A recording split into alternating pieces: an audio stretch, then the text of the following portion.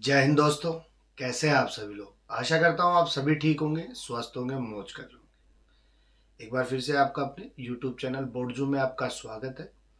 आज हम एक फिर से प्लांट क्लासिफिकेशन के टॉपिक्स जिम्नोस्पर्म पे बात करेंगे। एल्गी के लिए हमने बात कर ली थी, टेरिडोफाइटा के लिए बात कर लिए थे, ब्रायोफाइटा के लिए बात कर लिए थे, और आज हम बात करेंगे अनावर्त बीजियों पे बात करेंगे, जिम्नोस्पर्म की बात करेंगे। देखिए, जिम्नोस्पर्म की हम बात करें तो जिम्नोस्पर्म के बारे में सबसे पहले थियोफ्रेस्टस ने बताया था। जिम्नोस्पर्म के लिए किसने बताया था? थियोफ्रेस्टस ने बताया था। और जैसा कि आप सभी को पता है, थियोफ्रेस्टस जो है फादर ऑफ बॉटनी भी है।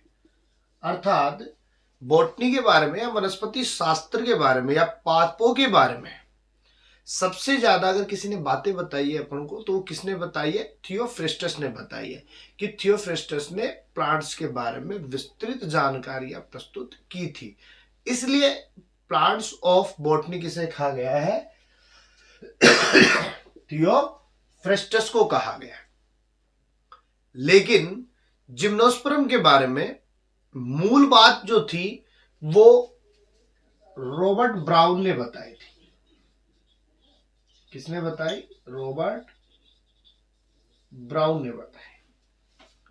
और रॉबर्ट ब्राउन ने ही सबसे पहले कहा था कि इनके अंतर्गत जो बीज हैं उन पर कोई आवरण नहीं पाया जाता है। ये किसने बताया था? रॉबर्ट ब्राउन ने। लेकिन जिम्नोस्पर्म के बारे में सबसे पहले किसने बताया? थियोफ्रेस्टस ने। थियोफ्रेस्टस को हम क्या कहते हैं? फादर ऑफ बॉटनी कहते हैं, वनस्पति शास्त्र का जनक कहते हैं। उसके बाद में जिम्नोस्पर्म के बारे में किसने बताया? रॉबर्ट ब्राउन ने बताया। क्या बताया? बीजों पर कोई आवरण नहीं पाया जाता।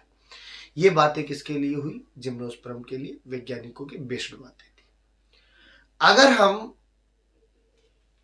स्टडी ऑफ जिम्नोस्पर्म की बात करें, जिम्नोस्पर्म का अध्ययन की बात करें, तो अपन क्या कहते हैं? जिसके पीछे लॉजी लग जाए वो क्या है? उसका अध्ययन है। तो हमने क्या बता दिया? जिम्नोलॉजी। अब आप कहोगे साहब ये तो जिम्नोस्पर्म है, तो आप इसके आगे लगा दो, जिम्नोस्पर्म है तो यहां लॉजी लगा दो, जिम्नोस्पर्मोलॉजी हो जाएगा। ये भी अपने पास में क्या होगी? इसकी स्टडी होगी। वही बात करें इंडियन फादर ऑफ जिम्नोलॉजी की, इंडियन फादर ऑफ जिम्नोलॉजी अर्थात जिम्नोस्पर्म के भारतीय जनक कौन है, उनके बारे में किसने बताया? तो पीडी डोगरा। किसने बताया था? पीडी डोगरा ने बताया था। ये तो बातें किसके लिए हो गई? अनावर्त बीजों की कुछ ऐतिहासिक बातें हो गई।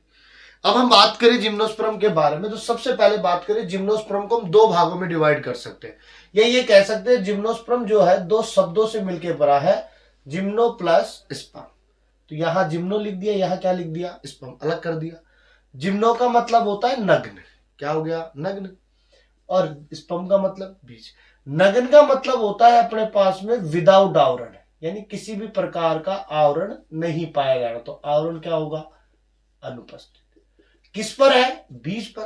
तो सीधी सी बात है, बीज पर आवरण नहीं पाया जाता। तो जिम्नोस्पर्म का मेन अर्थ क्या है? बीज पर आवरण नहीं, अनुपस्थित, या बीजों पर किसी भी प्रकार का कोई आवरण नहीं पाया जाएगा। इसके अलावा बात करें जिम्नोस्पर्म के जो पादप है सबसे ज्यादा कहां पाए जाते हैं? ठंडे स्थानों पर। और ठंडे स्थानों की बात करें तो हिमालय की पहाड़ियों के ऊपर सबसे ज्यादा जिम्नोस्पर्म के पादप पाए जाते हैं। और उन पहाड़ों के ऊपर जब ये पादप लगे होते हैं तो वो इतने सुंदर लगते हैं जिसकी कोई हद नहीं है। क्योंकि जिम्नोस्पर्म पादप को सबसे ज्यादा अगर काम में लिया जाता है तो वो किसके लिए लिया जाता है? सजावट के लिए। समझ रहे हो बात को? अब सजावट के लिए जिम्नोस्पर्म के पादपों को काम में लिया जा रहा है। ये जिम्नोस्पर्म के पादप कहाँ है? ठंडे स्थानों पर। ठंडे स्थान कहाँ लेके चल रहे हैं? हिमालय की पहाड़ियों में, हिमालय की वादियों के अंदर। और जब वादियों के अंदर, पहाड़ों के अंतर्गत जब पेड़ लगे हुए दिखते हैं तो वो क्या लगते हैं? बहुत ही सुंदर लगते हैं। इसीलिए अपन क्या कह सकते हैं? सजावट के लिए सबसे ज्यादा प्रमुख अगर कोई पादप है तो कौन से पादप है? जिम्नोस्पर्म के पादप। दूसरी बात, पादप शरीर जो होता है स्पोरोफाइट प्रकार का होता है। कैसा होता है? स्पोरोफाइट। और अपन ने बताया था स्पोरोफाइट का मतलब होता है द्विगुणित। क्या होता है, द्विगुणित, अर्थात पादप का शरीर कैसा होगा, 2n होगा, द्विगुणित होगा, ना कि अगुणित। नेक्स्ट बात करें थैलस अनुपस्थित। अब थैलस के लिए बात करें तो सीधी सी बात है, ना तो जड़ होगा, न तना और न पत्ती। तीनों में क्या होगा, विभेदन, बटे हुए होंगे। तीनों अलग अलग देख सकते हैं, जड़ भी देख सकते हैं, तना भी देख सकते हैं, पत्ती भी देख सकते हैं। लेकिन सवालों की यहां पर क्या कहते थे, थैलस नहीं पाया जाता, और सॉरी थैलस पाया जाता है, तो वहां ना तो जड़ दिखती थी, ना तना दिखता था, और ना पत्ती दिखती थी, तो इसलिए वहां पर हम क्या कहते थे, थैलस अनुपस्थित। दूसरी बात, यहां पर पुष्प अनुपस्थित होते हैं, केवल बीज बनता है लेकिन पुष्प अनुपस्थित होता है, फूल नहीं पाए जाते। समान उत्तक उपस्थित होते हैं, और समान उत्तकों की बात करें तो दो होते हैं अपने पास में, जाइलम होता है और फ्लोएम होते हैं। जाइलम को भी 4 भागों में बांटते हैं और फ्लोएम को भी कितने में बांटते हैं, 4 भागों में बात करते हैं। जाइलम जो होता है उसके अंदर एक भाग होता है वाहिकाएं, वो यहां पर नहीं पाई जाती। फ्लोएम के अंतर्गत भी क्या होती है, सहकोशिकाएं, ये भी यहां क्या होती है, अनुपस्थित होती है। समझ गए। इसके अलावा यहां जिम्नोस्पर्म के अंतर्गत एक और पार्टीशन में बात करें तो जड़ जो होती है, जड़ों में सहजीवी पाई जाती या सहजीवी जड़ें उपस्थित होती है, और ये जो सहजीवी जड़ें जो है कवक के रूप में, इनको हम कह सकते हैं माइकोराइजा। क्या कह सकते हैं, माइकोराइजा कह सकते हैं। ओके, तो ये तो हो गई बेसिक बात। अब ये भी कह सकते हैं कि जिम्नोस्पर्म की लगभग 900 जातियां ज्ञात है, और अधिकतर जो जातियां हैं वो विलुप्त हो चुकी है, लेकिन प्रेजेंट में हम कितने की बात कर सकते हैं, 900 जातियां। वही अगर हम बात करें इसके आर्थिक महत्व के बारे में कि जिम्नोस्पर्म का जो प्लांट होता है वो किसमें काम आता है, तो हम कह सकते हैं भोज्य पदार्थों के रूप में। किसमें काम आता है, भोज्य पदार्थों के रूप में किसको काम में लेते हैं, जिम्नोस्पर्म के पादपों को काम में लेते हैं। वही बात करें सजावट के लिए, सजावट के लिए सबसे बेस्ट और अगर कोई पादप है तो वो कौन है, जिम्नोस्पर्म के पादप है, सबसे ज्यादा सुंदर लगते हैं। अगर हम पाइनस पादप की बात करें, पाइनस पादप को जब हमें लगाते हैं और वो देखते हैं तो बहुत ही अच्छा लगता है, क्योंकि शंकु के आकार का युग शेप में होता है, और वो बहुत ही क्या लगता है, प्यारा लगता है। क्योंकि सभी पादप, वैसे ये भी कह सकते हैं कि जिम्नोस्पर्म पादप जो होते हैं सभी एक लिंगी होते हैं, लेकिन पाइनस जो होता है अपवाद स्वरूप कैसा होता है, उभयलिंगी होता है। कैसा होता है, उभयलिंगी होता है। तो वही बात करें सजावट के लिए सबसे ज्यादा किसको काम मिलेंगे, जिम्नोस्पर्म को। वही कागज बनाने के अंतर्गत जिम्नोस्पर्म पादपों से क्या भी बनाए जाते हैं, कागज भी बनाए जाते हैं, और वो कागज कौन से बना रहे हैं, नीटम से बना सकते हैं और पीशिया से बना सकते हैं। वहीं बात करें औषधि के रूप में भी जिम्नोस्पर्म पादप को काम में लेते हैं। अर्थात औषधि की बात करें तो यहाँ पे हम कौन से पादप की बात करेंगे, इफेड्रा की बात करेंगे। किसकी बात करेंगे, इफेड्रा।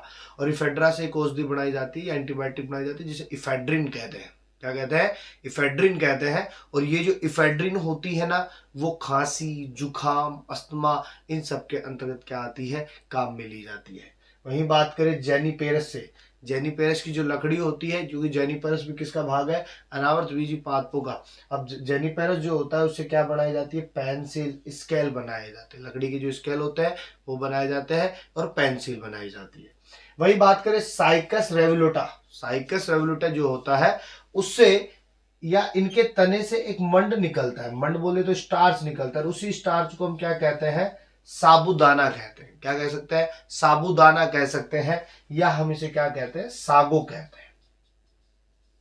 क्या कह सकते हैं, सागो कह सकते हैं। वही बात करें, मैंने क्या कहा, सभी पादप ठंडे स्थानों पर पाए जाते हैं, लेकिन जिम्नोस्पर्म का एक पादप है जो केवल गर्म स्थानों पर पाया जाता है। कौन सा है, साइकेड। कौन सा है, साइकेड केवल कहां पाया जाता है, गर्म स्थानों पर पाया जाता है, बाकी सभी कहां पाए जाते हैं, ठंडे स्थानों पर पाए जाते हैं।